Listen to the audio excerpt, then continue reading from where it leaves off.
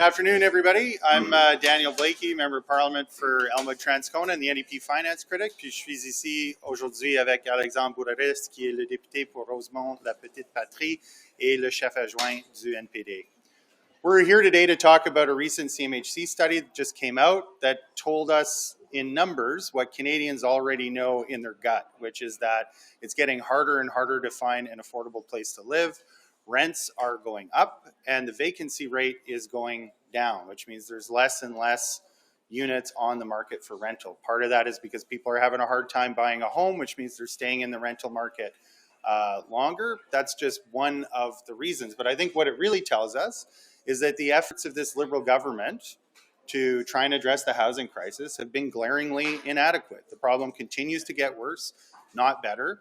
We have a government that continues to put the emphasis on market-only solutions, like taking the GST off new purpose-built rental. That's only part of the solution, but we're not going to seriously address the housing crisis until we see the government really take on, with a sense of urgency and enthusiasm, building non-market housing and helping organizations in our communities across the country build non-market housing. So for instance, a nonprofit acquisition fund is a way that the Liberal government could help nonprofit organizations with experience building non-market housing in our communities get access to buildings as they go on the market. Right now, big corporate landlords with deep pockets are able to come in and scoop up buildings as they go on the market before nonprofits even have a chance to think about what fund they might apply to. That's the virtue of a nonprofit acquisition fund. We give preferential tax treatment to big corporations that deal in real estate that we know are rent-evicting tenants.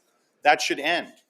Companies should not be rewarded for taking over real estate and kicking out low-income tenants. So those are some of the things that we think really ought to happen. We can't just trade Liberals for Conservatives who have a cut-and-gut approach. They talk about using public land for housing, but we know in Ontario what that meant. That meant a bonanza for developers. It did not mean strict conditions that ensure that where we're using public land, we're building housing in the public interest for the people who really need that investment.